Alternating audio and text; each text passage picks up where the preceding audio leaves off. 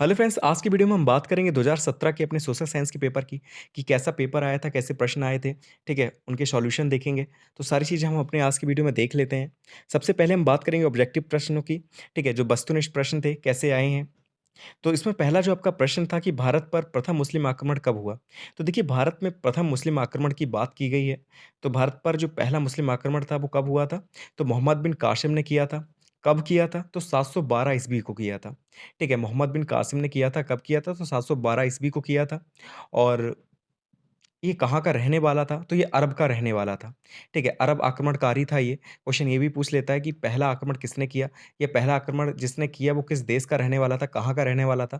तो वो अरब का रहने वाला था, ठीक है? अरब आक्रमणकारी था, 712 ईस्वी को इसने आक्रमण किया भारत पर और इसमें सफल भी रहा था, ठीक है? ये सफल आक्रमण था, जिसमें ये सफल रहा था। उस समय भारत पर दाहिर शासन कर रहे थे, ठीक है? दाहिर शासन कर रहे थे भारत पर और प्रथम मुस्लिम आक्रमण था कब हुआ? 712 ईस्वी को हुआ। तो पहला ऑप्शन यहाँ पे ठीक हो जाएगा।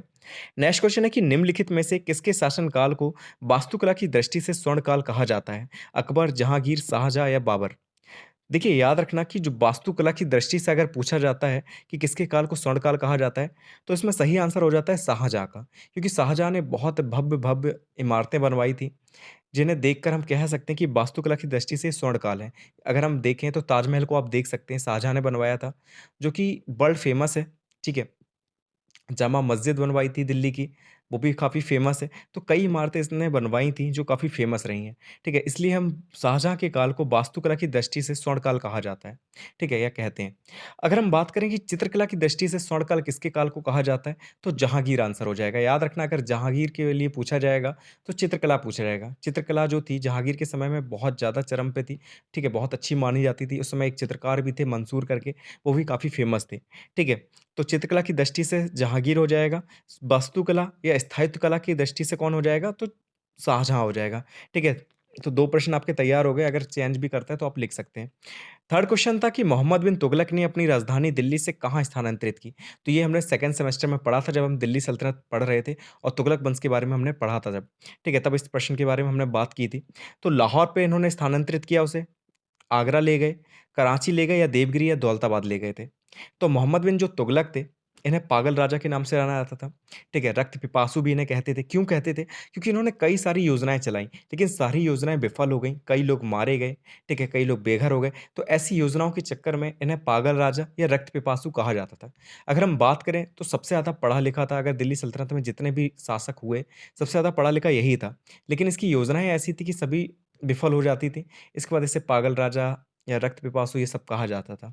ठीक है, तो मोहम्मद बिन तुगलक ने क्या किया था, दिल्ली से अपनी राजधानी को देवगिरी यानी कि दौलताबाद पर स्थानांतरित कर दिया था। ठीक है, फिर बाद में क्या हुआ, दौलताबाद जो है वो पहाड़ी इलाका था, दिल्ली पहाड़ी इलाका नहीं है। ठीक है, जब ये लोग पहाड़ी इलाके में पहुँचे तो वहाँ पे रहना-सहना बिल्कुल सब चीज़ें अलग हो जाती हैं। ठीक है, पठारी इलाका था आपका महाराष्ट्र का। तो वापस इन्हें दिल्ली आना पड़ा। ठीक है, तो एक तरीके से हम कह सकते हैं ना पागल था कि इतनी दूर लेके गया, फिर वहाँ से यहाँ वापस आया क्योंकि उस समय ऑडी वगैरह तो चलती नहीं थी कि आप ऑडी में बैठे या एरोप्लेन पे बैठे चले आएँगे। ठीक है, तो इसलिए इसे पागल राजा कहा जाता था। फिर नेक्स्ट क्वेश्चन है कि प्रथम विश्व युद्ध की समाप्ति कब हुई? 11 नवंबर 1916 को, 11 नवंबर 1920 को, 11 नवंबर 1922 को या 11 नवंबर 1918 को? तो देखिए अगर हम बात करें प्रथम विश्व युद्ध की, तो यह स्टार्ट हुआ था 1914 को। ठीक है, 1914 को प्रथम विश्व युद्ध की स्टार्टिंग हुई थी। ठीक है, और ये 4 साल लगभग चला था। ठीक है, अगर 4 साल चला है 1914 से तो समाप्त हुआ होगा 1918 में। ठीक है, तो इसकी समाप्ति हुई थी आपकी 11 नवंबर 1918 को। ठीक है, 1914 को स्टार्ट हुआ था और 1918 को इसकी समाप्ति हो गई थी। ठीक है, तो प्रथम विश्व युद्ध की। तो फोर्थ ऑप्शन यहाँ पे बिल्कुल ठीक हो जाएगा। नेक्स्ट क्वेश्चन है कि राष्ट्रपति राज्यसभा में कितने सदस्यों को मनोनीत कर सकता है? 14, 16, 12 या 13? देखिए, राज्यसभा की अगर हम बात करें तो इसमें मैक्सिमम 250 सदस्य हो सकते हैं। इसमें 238 जो सदस्य हैं, वो विधानसभाओं वगैरह से चुने जाते थे, ठीक है? लेकिन जो 12 सदस्य थे, उन्हें राष्ट्रपति मनोनीत करता था और ये 12 सदस्य कौन होते हैं? जो अपनी अगर देखें, जैसे कोई कला में बहुत फ़ेमस है या कोई गेम में बहुत फ़ेमस है, तो उसे ये लोग मनोनीत कर देते थे या कोई साइंटिस्ट है बहुत बड़ा, ठीक है? तो उसे मनोनीत कर दिया गया। जो अपने क्षेत्र में बहुत ज़्यादा अच्छा करता है, तो उसे राष्ट्रपति मनोनीत कर सकते हैं, ठीक है? तो राष्ट्रपति कितने सदस्यों को मनोनीत कर सकता है? तो 12 सदस्यों को राज्यसभा के लिए मनोनीत कर सकता है, ठीक है? तो यहाँ पर थर्ड ऑप्शन बिल्कुल ठीक हो जाएगा। नेक्स्ट क्वेश्चन है कि प्रधानमंत्री की नियुक्ति कौन करता है? संसद की दोनों सदनों की संयुक्त बैठक द्वारा इन्हें मनोनीत किया जाता है प्रधानमंत्री को, या राष्ट्रपति द्वारा नियुक्ति की जाती है प्रधानमंत्री की, या लोकसभा के अध्यक्ष द्वारा नियुक्ति की जाती है प्रधानमंत्री की, या राज्यसभा का जो अध्यक्ष होता है वो नियुक्ति करता है प्रधानमंत्री की। देखिए, प्रधानमंत्री की नियुक्ति की अगर हम बात करें, तो प्रधानमंत्री की जो नियुक्ति है वो कौन करेगा? राष्ट्रपति करेगा। ठीक है, सेकंड ऑप्शन बिल्कुल ठीक हो जाएगा। तो सेकंड ऑप्शन यहाँ पे बिल्कुल ठीक है। नेक्स्ट क्वेश्चन देख लेते हैं कि लोकसभा की सदस्यता के लिए उम्मीदवार की आयु कितने वर्ष से कम नहीं होनी चाहिए? ठीक है, 18 वर्ष, 21 वर्ष, 24 वर्ष या 25 वर्ष। देखिए, आपको पता है कि कोई भी सदस्य हो, चाहे वो राज्यसभा का हो, चाहे वो लोकसभा हो, चाहे वो प्रधानमंत्री बनने की एज हो, चाहे राष्ट्रपति बनने की एज हो या उपराष्ट्रपति बनने की एज हो, तो सभी में एज लिमिट फिक्स होती है। ऐसा नहीं है कि किसी 16 साल के बच्चे को आप राष्ट्रपति बना दें या प्रधानमंत्री बना दें। ठीक है? उपराष्ट्रपति बना दें, नहीं बना सकते, ठीक है? या 80 साल के व्यक्ति को आप प्रधानमंत्री बना दें, ठीक है? तो कुछ ऐज जो लिमिट होती है वो फिक्स होती है। तो यहाँ पर अगर हम लोकसभा की सदस्य की बात करें, अगर आपको लोकसभा का सदस्य बनना है, तो आपकी जो ऐज है वो 25 वर्ष से कम नहीं होनी चाहिए, ठीक है? 25 वर्ष या उससे अधिक है तो आप लोकसभा की सदस्य बन सकते हैं। अगर आपको राज्यसभा का सदस्य बनना है, तो आपकी जो ऐज है, जो उम्र है आपकी, वो 30 वर्ष से कम नहीं होनी चाहिए, ठीक है? 30 वर्ष या उससे अधिक है तो आप राज्यसभा के सदस्य बन सकते हैं। अगर आपको राष्ट्रपति बनना है, उपराष्ट्रपति बनना है, तो आपकी जो ऐज है वो 35 वर्ष या उससे अधिक होनी चाहिए, ठीक है? उससे कम नहीं होनी चाहिए। तो जो भी ऐज मैंने आपको बताई है ना, याद कर लेना। लोकसभा के लिए 25 वर्ष, राज्यसभा के लिए 30 वर्ष और राष्ट्रपति, उपराष्ट्रपति के लिए 35 वर्ष, ठीक है? इतनी ऐज होनी चाहिए आपकी। नेक्स्ट क्वेश्चन है आपका कि सर्वोच्च न्यायालय के न्यायाधीशों की नियुक्ति कौन करता है? ठीक है, मिसप्रिंट है थोड़ा-सा, आप सुनना मैं क्या कह रहा हूँ, ठीक है? कि सर्वोच्च न्यायालय जो है, जो सुप्रीम कोर्ट है, इसके न्यायाधीशों की नियुक्ति कौन करता है? प्रधानमंत्री करता है, मंत्रिपरिषद करता है, राष्ट्रपति करता है या संसद करती है? तो अगर हम बात करें सर्वोच्च न्यायालय के न्यायाधीशों की नियुक्ति कौन करेगा? तो राष्ट्रपति करेगा, ठीक है? तो राष्ट्रपति किसकी नियुक्ति करता है? तो सर्वोच्च न्यायालय के न्यायाधीशों की नियुक्ति कौन करेगा? राष्ट्रपति करेगा। और किसकी सलाह पे करेगा? तो जो सर्वोच्च न्यायालय है, इसका जो मुख्य न्यायाधीश होगा, उसकी सलाह पर राष्ट्रपति नियुक्ति करता है, ठीक है? अन्य न्यायाधीशों की। फिर नेक्स्ट क्वेश्चन है कि शेख सलीम चिश्ती का मकबरा कहाँ पर स्थित है? बहराइच में, फतेहपुर सीकरी में, जौनपुर में या अजमेर में? तो शेख सलीम चिश्ती जो थे, इनका जो मकबरा है आपका, वो फतेहपुर सीकरी में स्थित है, ठीक है? आगरा में स्थित है, फतेहपुर सीकरी जगह है, वहाँ पर शेख सलीम चिश्ती का मकबरा स्थित है, याद कर लेना अच्छे से। सेकंड ऑप्शन बिल्कुल ठीक हो जाएगा। नेक्स्ट क्वेश्चन है कि विश्व मौसम संगठन का मुख्यालय कहाँ पर है? प्रयाग में, लंदन में, जिनेवा में या रूस में? तो विश्व मौसम संगठन की अगर हम बात करें, तो इनका जो मुख्यालय है वो जिनेवा में स्थित है। थर्ड ऑप्शन बिल्कुल ठीक हो जाएगा। ठीक है, जिनेवा में विश्व मौसम संगठन का मुख्यालय स्थित है। और विश्व मौसम विज्ञान दिवस हम कब मनाते हैं? तो 23 मार्च को मनाते हैं, ये चीज़ भी याद रखना। 23 मार्च को विश्व मौसम विज्ञान दिवस हम मनाते हैं। फिर नेक्स्ट क्वेश्चन है कि धुरी राष्ट्रों का नेतृत्व किसने किया? हंगरी, इटली, ऑस्ट्रिया या जर्मनी? देखिए, जब द्वितीय विश्व युद्ध हुआ तो 2 ग्रुप आपस में लड़ रहे थे, ठीक है? एक ग्रुप में कुछ देश थे, दूसरे ग्रुप में कुछ देश थे। तो जो पहला ग्रुप था, उसे हम लोग मित्र राष्ट्र के नाम से जानते थे, जिसमें आपका अमेरिका, रसिया, ठीक है, इंग्लैंड, ये सारे देश थे। और जो दूसरा ग्रुप था, उसमें आपके जर्मनी, इटली, ऑस्ट्रिया, ये सारे देश थे, ठीक है? तो ये आपस में एक-दूसरे से लड़ रहे थे, तो जिसमें एक ग्रुप को हम लोग मित्र राष्ट्र कहते थे और दूसरे देश को हम लोग, दूसरा जो ग्रुप था उसे धुरी राष्ट्र कहते थे, ठीक है? तो जो धुरी राष्ट्र थे, इनका नेतृत्व कौन कर रहा था? तो जर्मनी कर रहा था, ठीक है? हिटलर का नाम आपने सुना होगा, जर्मनी का ही था हिटलर, ठीक है? तो जर्मनी जो था वो धुरी राष्ट्रों का नेतृत्व कर रहा था। तो यहाँ पे फोर्थ ऑप्शन बिल्कुल ठीक हो जाएगा। फिर नेक्स्ट क्वेश्चन है कि भारत में हरित क्रांति की शुरुआत कब हुई? 1967-66 ईस्वी में, 1983-84 ईस्वी में, 1972-73 ईस्वी में या 1957-58 ईस्वी में? तो देखिए, हरित क्रांति की बात की गई, अगर हम देखें कि विश्व में हरित क्रांति का जन्मदाता किसे कहा जाता है, तो नॉर्मन ई बोरलॉग को हरित क्रांति का जनक कहा जाता है, ठीक है? क्वेश्चन 1 नंबर में बन सकता है, अच्छे से याद कर लेना कि विश्व की अगर हम बात करेंगे, तो विश्व में हरित क्रांति का जनक कौन है? तो नॉर्मन ई बोरलॉग है। अगर हम भारत की बात करेंगे कि भारत में हरित क्रांति का जनक कौन है? तो एस स्वामीनाथन को भारत में हरित क्रांति का जनक कहा जाता है, ठीक है? एम एस स्वामीनाथन को क्या कहा जाता है? तो भारत में हरित क्रांति का जनक कहा जाता है, ठीक है? और बात करें कि हरित क्रांति की शुरुआत कब हुई है? तो 1966-67 ईस्वी को हरित क्रांति की शुरुआत भारत में हुई थी, ठीक है? तो पहला ऑप्शन बिल्कुल ठीक हो जाएगा। 1966-67 ईस्वी को भारत में हरित क्रांति की शुरुआत हुई थी। फिर नेक्स्ट क्वेश्चन है कि विश्व में सबसे प्राचीन राजतंत्र कौन-सा है? नेपाल, चीन, ब्रिटेन या जापान? तो विश्व की बात हो रही है कि विश्व का सबसे प्राचीन राजतंत्र देश कौन-सा है? तो जापान इसका सही आंसर हो जाएगा। जापान की अगर हम बात करें तो सबसे प्राचीन राजतंत्र कहाँ पर है स्थित? तो जापान का है। ठीक है, 4th ऑप्शन बिल्कुल ठीक हो जाएगा। फिर नेक्स्ट क्वेश्चन है कि कपास का रेशा पौधे के किस भाग से प्राप्त होता है? तने से, जड़ से, फल से या पत्तों से? ठीक है, जो कपास का रेशा होता है, वो किससे प्राप्त होता है? तने से प्राप्त होता है, जड़ से प्राप्त होता है, फल से प्राप्त होता है या पत्तों से प्राप्त होता है? तो याद कर लेना जो कपास का रेशा होता है, वो फल से प्राप्त होता है। ठीक है, थर्ड ऑप्शन यहाँ पे बिल्कुल ठीक हो जाएगा। कपास का रेशा किससे प्राप्त होता है? तो फल से प्राप्त होता है। तो जितने भी वस्तुनिष्ठ प्रश्न थे हमने देख लिए। अब हम बात करेंगे अति लघुत्तरी प्रश्नों की।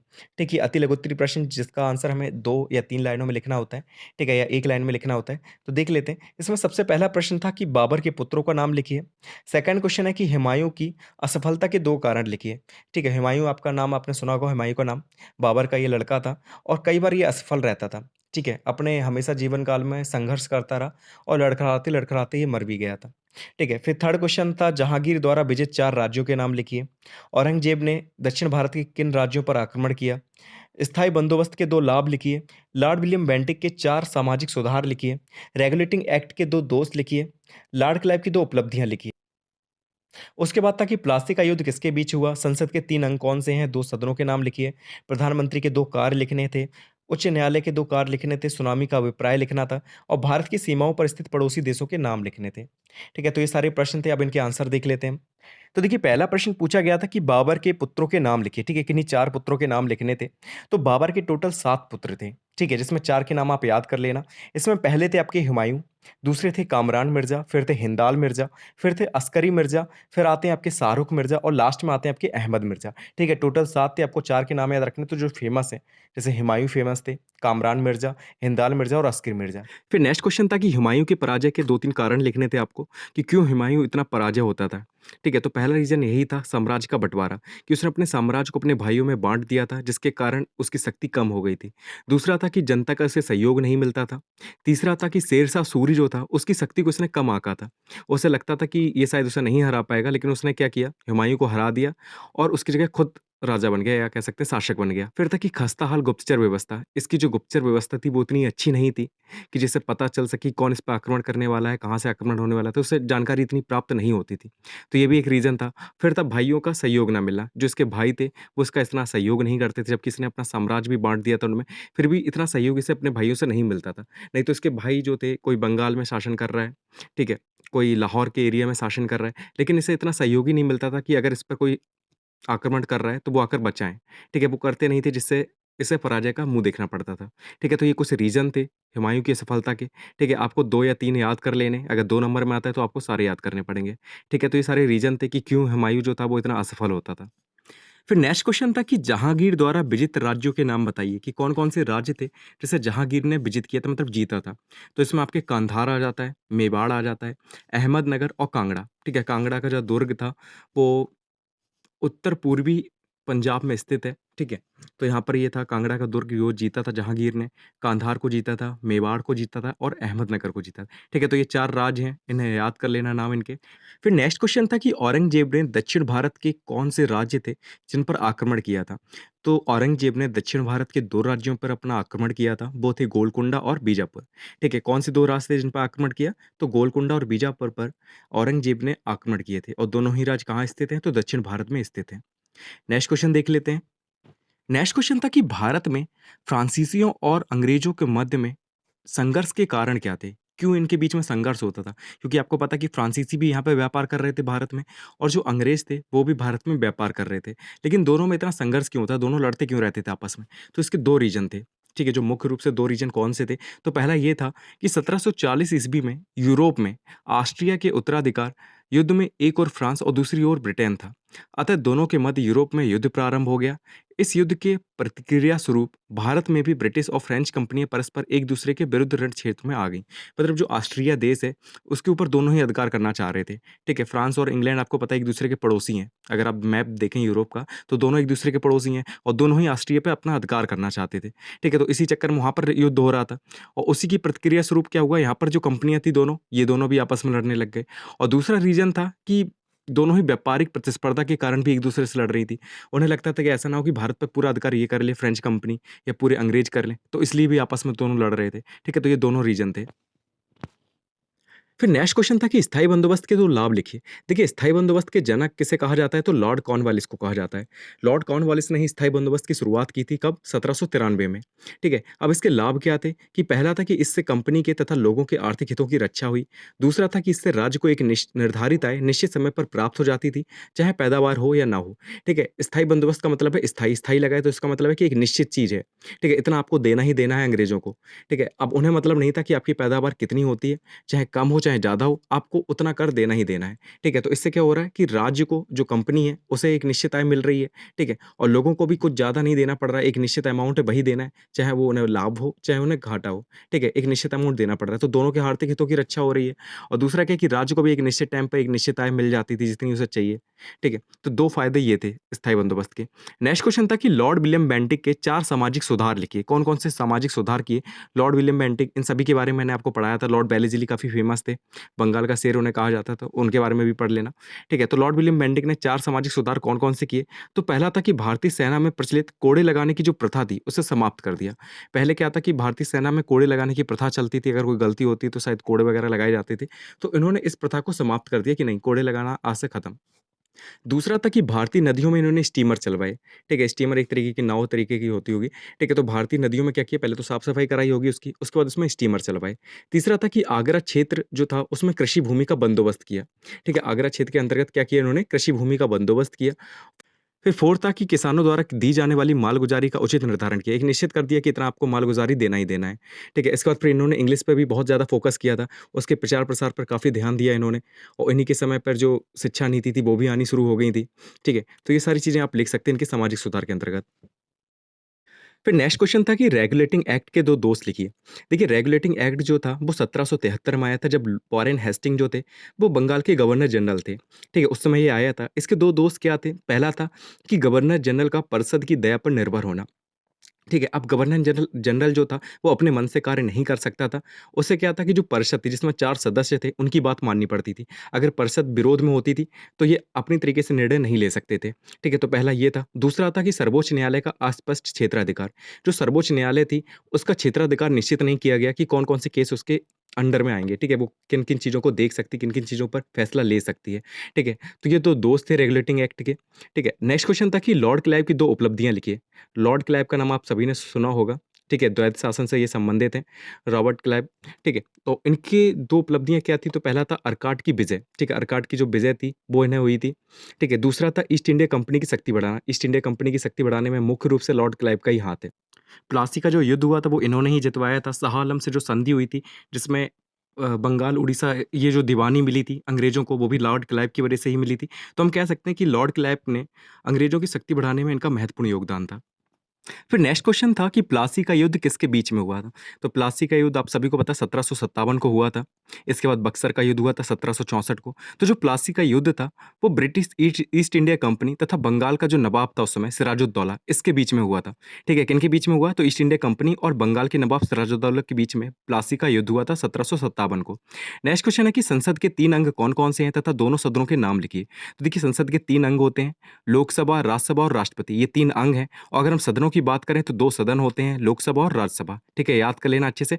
अंग 3 होते हैं और सदन 2 हैं, ठीक है? अंग कौन-कौन से हैं? तो लोकसभा, राज्यसभा और राष्ट्रपति, ठीक है? जिसमें लोकसभा को लोगों का सदन कहा जाता है, राज्यसभा को राज्यों की परिषद कहा जाता है, ठीक है? याद रखना। और तीसरा अंग क्या है? तो राष्ट्रपति है। अगर 2 सदनों की बात करेंगे तो लोकसभा और राज्यसभा, ये 2 सदन हैं। फिर नेक्स्ट क्वेश्चन है कि प्रधानमंत्री के 2 कार्य लिखिए। तो प्रधानमंत्री के 2 कार्य बताने थे। तो पहला कार्य यही होता है कि वह मंत्रिपरिषद का नेता होता है। जो भी मंत्रिपरिषद होगी, उसका मुख्य नेता कौन होगा? प्रधानमंत्री होगा और सभी विभागों के संबंध में वह जानकारी प्राप्त करने का उसे अधिकार है। ठीक है? तो जितने भी विभाग वो चल रहे हैं, उन सभी की जानकारी किसे प्राप्त होती है? प्रधानमंत्री को प्राप्त होती है। दूसरा है कि वह सभी विभागों के मध्य में जो मतभेद होता है, उसे सुलझाता है क्योंकि हेड वही है प्रधानमंत्री। तो जितने भी विभाग आ रहे हैं, उनके बीच में अगर कोई मतभेद हो जाता है, तो उसे कौन सुलझाएगा? प्रधानमंत्री सुलझाएगा। तीसरा है कि प्रधानमंत्री जो होता है वो मंत्रिपरिषद के निर्णयों मतलब जो भी डिसीजन वगैरह लिए जाते हैं, उन सभी की सूचना किसे देता है? तो राष्ट्रपति को देता है। तो ये 3 कार्य हैं प्रधानमंत्री के। फिर नेक्स्ट क्वेश्चन में उच्च न्यायालय के 2 कार्य पूछे गए हैं। तो देखिए जिला अदालत के फैसले के खिलाफ उच्च न्यायालय में अपील की जा सकती है। पहला कार्य ये है कि जिला अदालत के जो भी फैसले हैं, अगर उनके खिलाफ कहीं भी आपको अपील करनी है, तो आप उच्च न्यायालय में कर सकते हैं और उच्च न्यायालय क्या करेगा, उन केस की सुनवाई करेगा। दूसरा है कि ये सभी अधीनस्थ न्यायालयों का पर्यवेक्षण और नियंत्रण करता है। मतलब जितने भी न्यायालय इसके अंडर में आते हैं, उनका पर्यवेक्षण करने का कार्य और नियंत्रण करने का कार्य किसका है? तो हाई कोर्ट का है, ठीक है? सॉरी उच्च न्यायालय का है। फिर तीसरा है कि यह अधीनस्थ न्यायालयों से कार्रवाई का विवरण माँग सकता है, मतलब जो भी कार्रवाई की गई है उन न्यायालयों में, तो उसका विवरण कौन माँग सकता है? तो हाई कोर्ट माँग सकता है। ये तीनों कार्य हो गए। उसके बाद है कि मौलिक अधिकार से संबंधित जो भी रिटें होती हैं, डाली जाती हैं, तो उन पर सुनवाई करने का अधिकार भी किसका है? तो उच्च न्यायालय का है। आप चाहें तो सीधे सुप्रीम कोर्ट भी जा सकते हैं, लेकिन हाई कोर्ट में भी उन पर सुनवाई हो सकती है, ठीक है? तो ये सारे पॉइंट्स आप याद कर सकते हैं। फिर नेक्स्ट क्वेश्चन था कि सुनामी क्या है?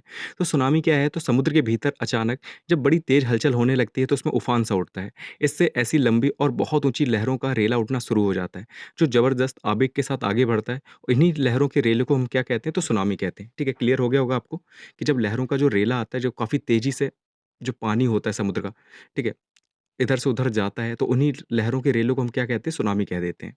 ठीक है, 2004 में सुनामी आई थी। ठीक है? जिसने मुंबई तट को पूरी तरीके से बर्बाद कर दिया था। तो याद रखना कि सुनामी किसे कहते हैं? जो समुद्र के भीतर अचानक जब बहुत बड़ी तेज़ हलचल होने लगती है, उसमें उफ़ान उठता है, तो बहुत ऊँची और लंबी लहरें जो होती हैं, उनका रेला उठना शुरू हो जाता है और इन्हीं लहरों को हम क्या कहते हैं? सुनामी कहते हैं। फिर लास्ट क्वेश्चन में भारत के पड़ोसी देशों के नाम पूछे गए हैं, तो आप याद कर सकते हैं। पाकिस्तान है, भूटान है, म्यांमार है, ठीक है, श्रीलंका है, ये सारे देश हैं। चीन है, इन सभी के नाम आप लिख सकते हैं। ठीक है? तो अति लघु उत्तरीय प्रश्न हमने देख लिए।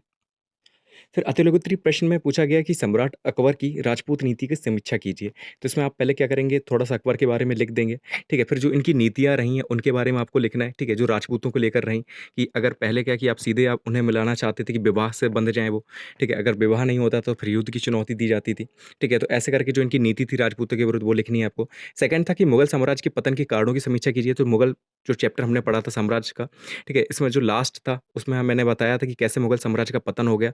औरंगज़ेब के कारण हुआ था क्योंकि इसकी धार्मिक नीति बहुत कट्टर थी। काफ़ी चीज़ें थी, काफ़ी मंदिरों को इसने तोड़ा जिसके कारण मुगल साम्राज्य का धीरे-धीरे करके पतन होने लगा।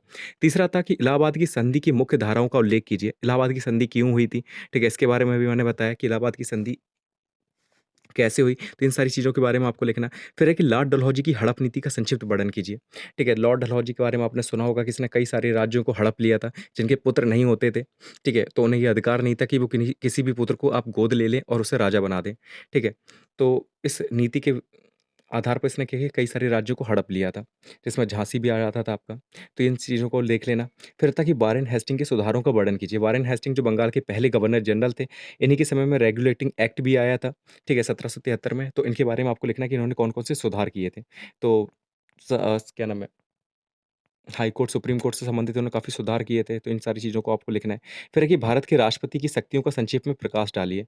ठीक है, कि भारत का जो राष्ट्रपति होता है, उसके पास कौन-कौन सी शक्तियाँ होती हैं, ठीक है? इन सब चीज़ों के बारे में आपको लिखना है। फिर है कि भारत के उत्तरी मैदान जो विशाल मैदान है, उसका भौगोलिक वर्णन करना है कि कहाँ से कहाँ तक फैला हुआ है, कितनी उपजाऊ भूमि है, कैसी मिट्टी पाई जाती है, इन सब चीज़ों के बारे में आपको बताना है। फिर ठीक है, नेक्स्ट क्वेश्चन था और कि देख लेते हैं विदेशी आगे। कंपनियों ने व्यापार में लाभ के लिए क्या-क्या तरीके अपनाए थे, इन सारी चीज़ों को आपको लिखना है कि गोदामें वगैरह बनवा के रख दी थी उन्होंने समुद्र के किनारे, ठीक है? तो उसमें माल भरते रहते थे, फिर एक साथ भेज देते थे, ठीक है? कैसे व्यापार करते थे, ये सारी चीज़ें लिखनी थी आपको। फिर था कि भारत में पाए जाने वाले खनिज पदार्थों का वर्णन कीजिए कि कौन-कौन से खनिज हैं जो भारत में पाए जाते हैं, जैसे अभ्रक पाया जाता है, लौह पाया जाता है, चूना पत्थर पाया जाता है, इन सभी चीज़ों के बारे में आपको लिखना है, ठीक है? तो जो खनिज पदार्थ वाला जो चैप्टर हमने पढ़ा था ज्योग्राफी में, तो उससे आप ये देख सकते हैं। फिर है कि राज्यसभा की रचना पर प्रकाश डालिए कि राज्यसभा का जो गठन कैसे हुआ, कितने सदस्य होते हैं उसमें, कब वो रिटायर होते हैं, ये सारी चीज़ें आपको लिखनी है राज्यसभा के बारे में।